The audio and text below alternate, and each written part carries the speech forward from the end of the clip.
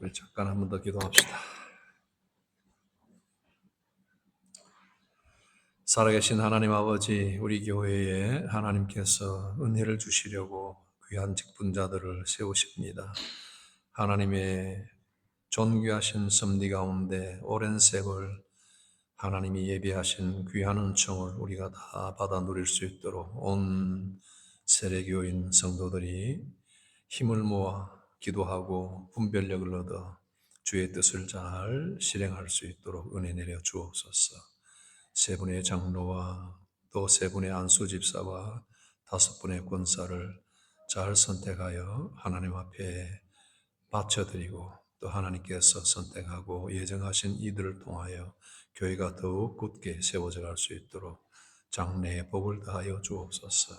이 시간 부족한 종이 주님의 말씀을 들고 서사오니 부활하신 주님께서 이 종을 온전히 감추어 주옵시고 복되신 생명의 떡으로 우리를 먹여 주옵소서. 예수님 이름으로 기도합니다. 아멘. 예수님께서 이방 지역인 두로와 시돈을 방문하신 사건이 오늘 마가복음 7장 24절과 또 동시에 마태복음 15장에 또 나타납니다. 이것은 하나님의 구속 사역의 목적 안에서 중요한 사건, 중요한 여정입니다. 선지자가 자발적으로 이스라엘의 백성들을 위해서 부름을 받았다가 이스라엘을 떠나는 일은 매우 드뭅니다. 그러나 이제 선지자요 제사장이며 왕이신 그리스도께서 세상 열방 가운데로 나가시는 이런 순간을 우리가 봅니다.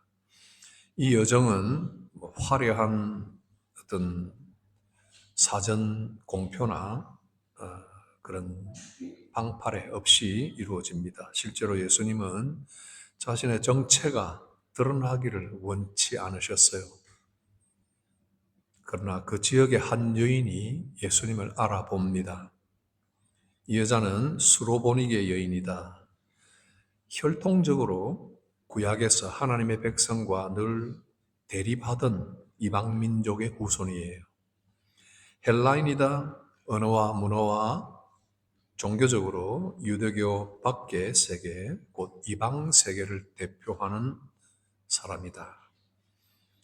이것은 단순히 인종 정보를 주는 것이 아니라 원사에서 가장 먼 자리에 있는 사람, 저 먼 거리에 있는 인간의 표상을 이야기합니다. 게다가 여자죠. 그리고 어머니라고 나와 있습니다. 그리고 그 여자 어머니에게 귀신 들린 딸이 있다. 절박하고 힘든 순간을 살아온 여자고 또 여자라는 이것은 연약한 사람임을 우리가 금방 알아차립니다. 연약하나 절박하면서도 연약한 사람이다. 그런데 도대체 이 여자가 어떻게 예수님을 알아보았는지 알려져 있지 않습니다. 예수님을 소문을 들었다. 그냥 풍문으로 들었어. 소문으로 들었는데 그러나 예수님은 누구인지 알아봤습니다. 마태복음을 보면은 주 다윗의 자손이여 이렇게 이야기합니다. 예수님의 족보를 알고 있고 다윗의 후손에서 난 메시아라는 것을 알았다는 말이죠. 그리고 나중에 이야기하지만 주라는 표현을 씁니다. 이것은 참 흥미로운 참 사실입니다. 이 여자가 알고 있는 예수님하고 많은 이스라엘의 지도자들하고 이 여자가 믿고 있는 신앙과 메시아에 대한 많은 지식을 가진 사람들이 가진 불신앙이 대조가 되는 거예요. 예수님은 사실 자신의 정체를 드러내기를 원치 않으셨습니다만은 이 여자는 예수님을 누군지를 알아봤죠. 그런데 바리새인들과 서기관들로 대표되는 이스라엘의 민족들, 이스라엘 대표자들은 예수님께서 공적으로 막 가르치시고 하나님 나라를 막 이렇게 선포하시고 할 때도 쫓아다니면서 예루살렘에서 먼 길을 쫓아와서 예수님 옆에 와서 뭘 했습니까? 믿기는커녕 논쟁만 늘 일삼았어요. 그들은 예수님을 항상 거절했고 배척했고 이 여인은 예수님을 주님이라고 28절에 그렇게 부릅니다. 메시아적 칭호를 다윗의 자손이라는 이 칭호를 또 불렀습니다. 여기서 우리가 한 가지 중요한 사실을 아는 것은 중생과 그리스도를 아는 믿음은 사람에게서 나는 것이 아니다. 오직 하나님으로부터 난다. 어떤 부인이 남편을 위해서, 아버지가 자녀를 위해서, 어떤 목회자가 성도를 위해서 막 가르치고 멱살을 붙잡고 따라다니면서 뭐 이러쿵저러쿵 그리스도는 어떤 분이야, 하나님은 어떤 분이셔 하고 막 가르치고 믿음이 어떤 것이야 하고 막 붙들고 중생은 무엇이야, 회심은 무엇이야 교리를 가르치고 쭉 잡고 가르쳐도 그리스도를 다윗의 후손으로 알고 나의 주로 아는 것은 거기에서 오는 것이 아니라, 물론 들음에서 나긴 하지만 그 사람의 노력에서 나는 것이 아니다. 오직 하나님에게서 나는 것이다. 그러니 소문 듣고 예수님을 알아본 사람, 모든 지식을 머릿속에 가득 안고 평생을 티칭해 온 사람들도 예수님을 배척하고 내 논쟁만 일삼는 이런 불신앙의 자리에 들어가는 대조를 이룬다 하는 겁니다. 오늘 내게 가진 믿음이 있다면 여러분들 하나님께 참 감사하세요.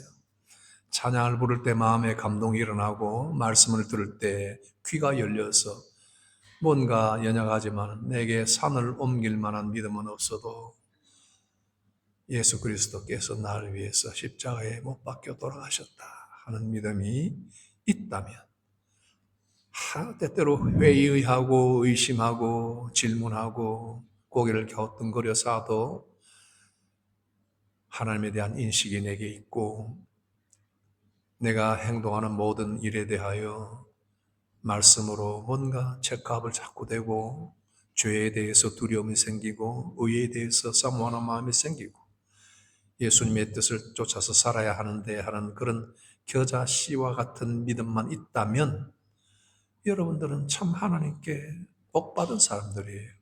그렇죠?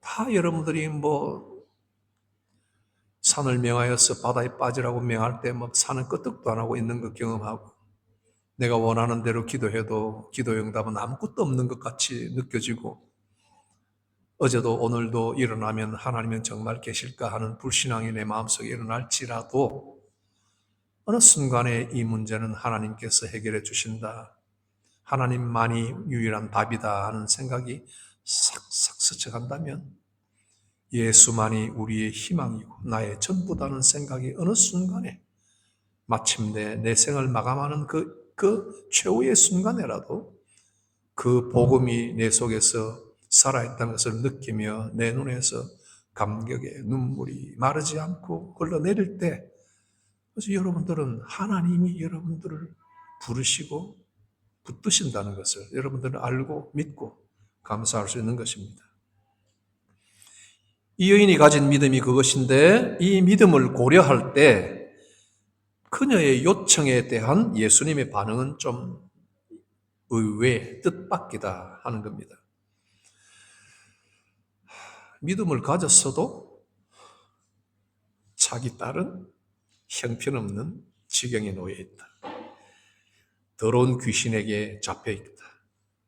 그 꼴이 말이 아니죠. 다른 복음서의 다른 사건들, 유사한 사건들을 보면은 귀신 들리고 간질 걸린 자녀가 불 속에 뛰어들고 물 속에 뛰어들고 불인지 물인지 뭐 바다인지 아무것도 모르고 위험한 것도 모르고 막 뛰어내리고 들어가고 하는 것, 아버지가 따라다니면서 주야 고쳐달라고 소리 지르는 이런 사건들도 마가복음에 나옵니다. 제자들이 모여들어서 뭘 고쳐보려고 막 붙들어도 제자들이 힘도 못 쓰는 그런 어려운 순간을 만난 사람이 있습니다. 그와 같은 모습이죠.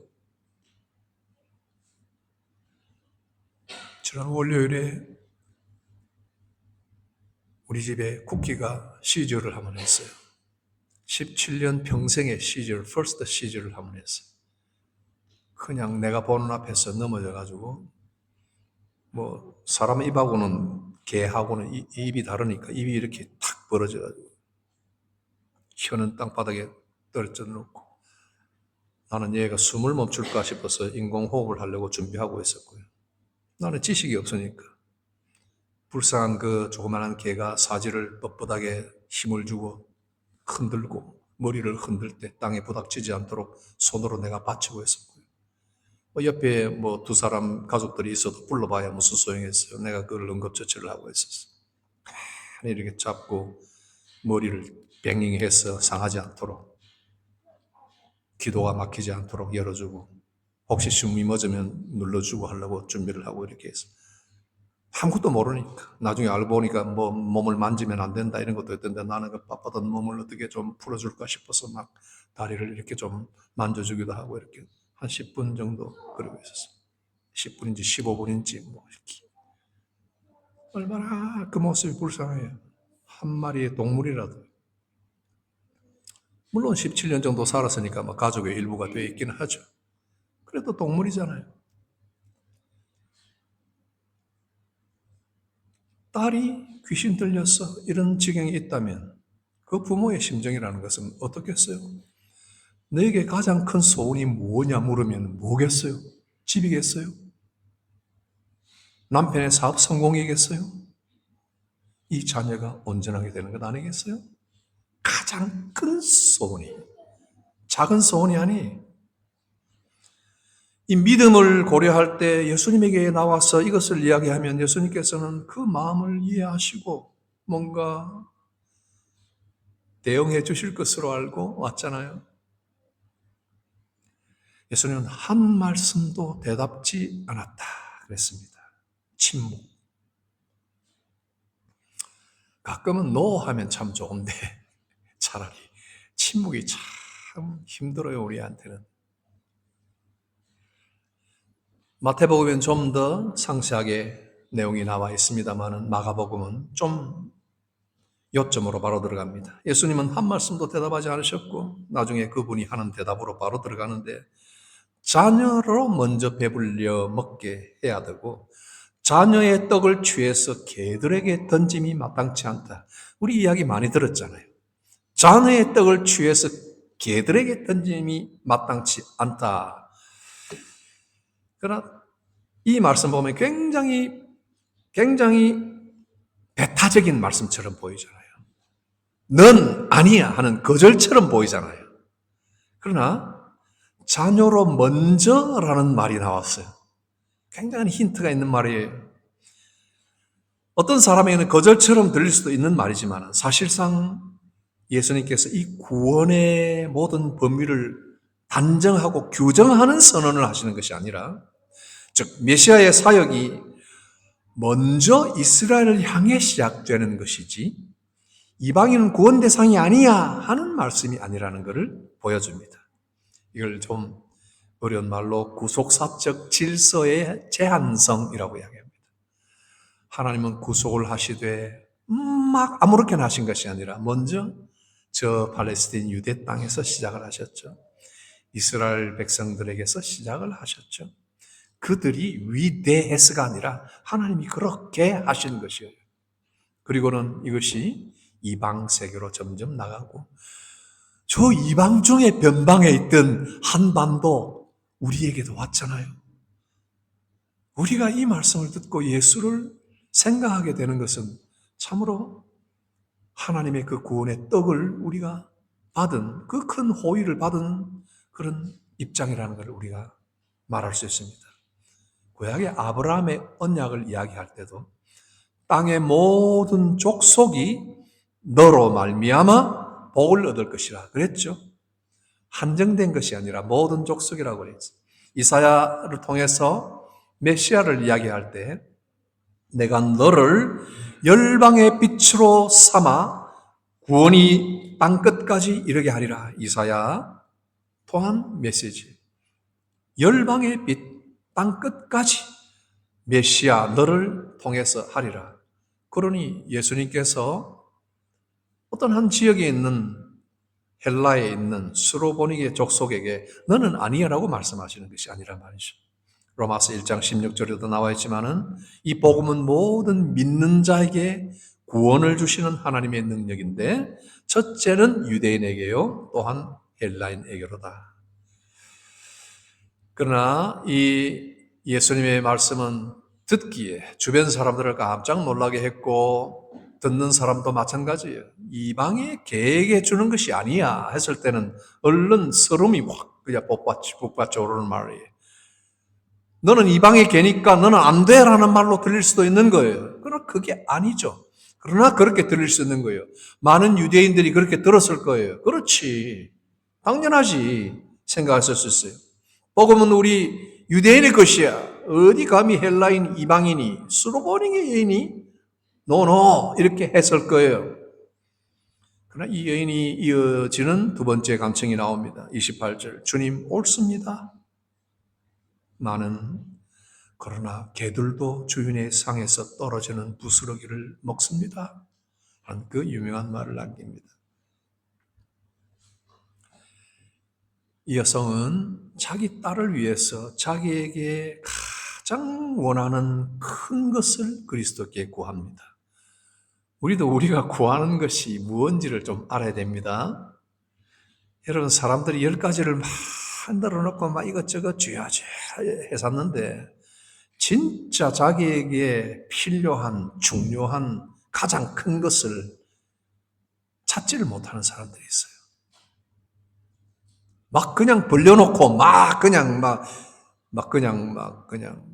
온갖 것 다 주야 하고 막 벌려놓고 산만하게 하나님을 찾으면서 내 기도 막 하고 있다 이러는데 정작 나에게 가장 큰 것이 무엇인가, 가장 원하는 소원이 무엇인가를 모르는 사람들이 많다는 거예요. 그녀는 확실히 알았고 그것을 그리스도께 가장 큰 것으로 내어놔서 기도를 했습니다. 간구했습니다. 하지만은 만일 자신에게 주어진 몫이, 그리스도께서 내게 주실 몫이 가장 하찮고 그분 앞에서의 내 자리가 가장 수치스러울 만치 낮은 자리라고 해도 그녀는 기꺼이 주님으로부터 떨어지는 떡을 기다리고 주님이 내리시는 처분과 공급을 기다리는 겁니다. 예수님께서 그 이후에 즉각 그녀를 칭찬하시고 여자여 내 믿음이 크도다 그랬습니다.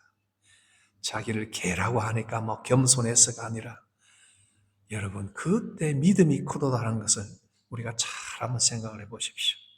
마태복음 15장 28절에 그 말씀이 나왔습니다. 믿음이 뭔가? 첫 번째 이야기했죠. 하나님이 주시는, 거저 주시는 선물이에요.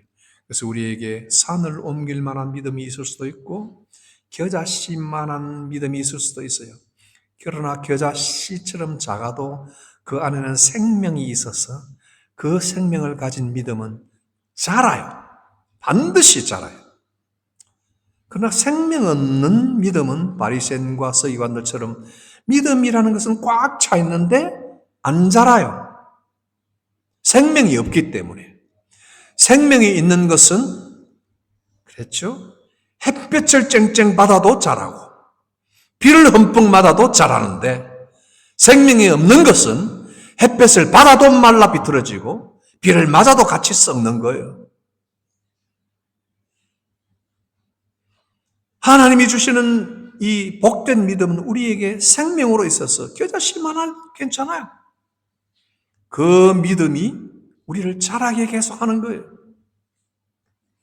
어떤 사람들은 10년이 지나도 자라는 게 없어. 그래서 우리는 때때로 그것 보고 판단을 하게 됩니다. 그러나 11년째가 그 사람이 자라는 때도 돼요. 그러니까 우리는 판단을 해도 속단을 하면 안 돼요.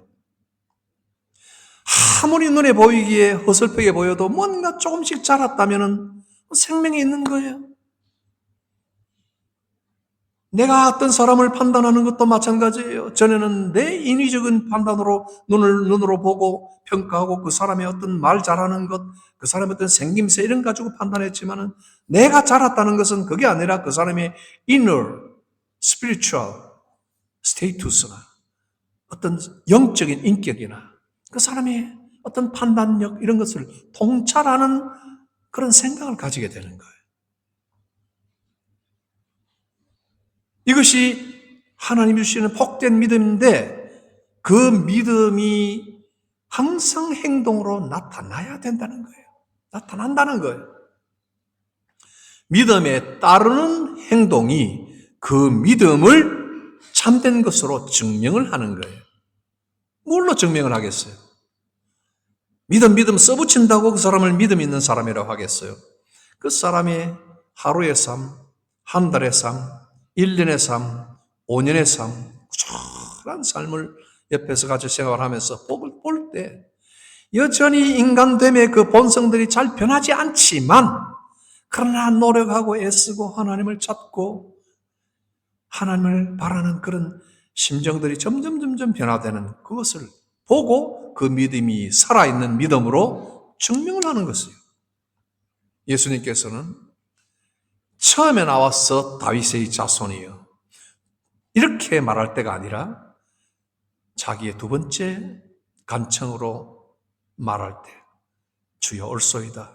하지만 개들도 주인의 상에서 떨어지는 부스러기를 먹나이다 하는 것을 보였을 때 예수님을 신뢰하고 끝까지 의지하고 끝까지 간구하는 물러서거나 포기하고 자폭하지 않고 주님을 끝까지 바라보는 이 순간 예수님이 여자여 내 믿음이 크도다 내 소원대로 되리라 하는 선언을 주십니다. 여러분 이 선언이 이 세상에서 가장 복된 은총을 입는 순간이 아니겠어요? 우리는 오늘 이 사건을 통해서 이 여인을 통해서 믿음이 우리의 사정이나 환경이나 입지를 낮게 만드는 어떤 남다른 능력이 아니다. 하나라도 이 여인이 나중에 돌아가가지고 나는 믿음이 있어. 내 믿음으로 우리 딸을 살렸어. 이따위로 말을 하면 안 되죠. 그렇죠? 그렇죠? 누구든지 내게 와봐. 나는 그런 믿음이 있어. 왜냐하면 내 믿음이 내 딸을 고쳤거든. 이렇게 말을 하면 안 되겠죠. 그러니까 믿음은 내 사정이나 환경이나 입지를 낮게 만드는 어떤 남다른 신비한 능력이 아니라 그리스도의 자비를 끝까지 바라고 수용하려는 자신만의 태도예요. 어떠한 위치나 어떠한 환경에 놓이게 된다 할지라도 참 신자는 하나님의 인도와 섭리를 진심으로 헤아려 보는 그런 태도를 늘 가집니다. 종종 펀치를 왼쪽에서 오른쪽으로 얻어맞고 뒤통수를 얻어맞는 일들을 겪는다고 해도 하나님의 인도와 섭리가 무엇인지를 헤아려 보는 태도를 거기서 가지는 거예요. 결론을 맺습니다. 오늘 이 스토리는 꽤나 해피엔딩으로 끝났습니다. 예수님이 침묵하셨고 어려운 말씀을 하심으로써 뭔가 일이 제대로 되지 않고 뒤틀리는 것처럼 보였지만 결국 이 여인은 소원을 이루게 되고 이 여인은 그의 가진 믿음을 우리 주님 앞에 분명하게 증명을 받는 복된 시간을 가졌습니다. 우리도 마찬가지예요. 우리에게도 하나님의 침묵이 우리 앞에 놓여져 있거나 응답이 더디거나 이해하기 힘든 어려운 때를 경험하게 될 때 물러나지 않아야 됩니다. 그분 앞에서 겸손하며 그분께 더욱 가까이 동행하여야 합니다. 하나님을 앞서가거나 하나님께서 등을 돌리는 것이 아니라 가까이 붙어서 동행하며 그리스도께서 우리의 주요 생명이며 소망이며 모든 것이 되신다면 그리스도를 통한 은혜와 상급이 우리에게 주어질 것입니다. 같이 기도합시다. 하나님 아버지, 오늘 우리 귀한 성도들이 이렇게 쓸쓸하고 또 비 내리는 이 런던에서 주의를 거룩하게 지키며 예배하고 하나님의 말씀에 귀를 기울이며 그 말씀에 조아리게 해주시니 감사합니다. 우리 성도들에게 주신 믿음, 복된 믿음, 보석 같은 믿음 감사합니다. 그리고 우리 성도들이 이 믿음으로 살아갈 수 있도록 또 힘을 다하여 주시기를 말씀을 통하여 권면해 주심을 감사합니다. 오늘 우리 모든 성도들이 우리의 환경과 입지와 모든 어려운 문제들이 어떻게 우리 주변을 장식하고 우리 환경을 짓누르고 있을지라도 영원하신 우리의 주님 그리스도 예수를 바라보며 그분 앞에 항상 존중하고 겸손한 마음으로 가까이 다가설 수 있도록 우리 성도들에게 큰 믿음 주시고 마침내 딸아 아들아 내 믿음이 크도다 내 소원대로 되리라 하신 음성을 우리가 다 듣고 놀랍게 변화되고 하나님을 영화롭게 하는 더욱 찬송이 깊어지는 우리들 다 되게 도와주옵소서. 예수님 이름으로 기도합니다. 아멘.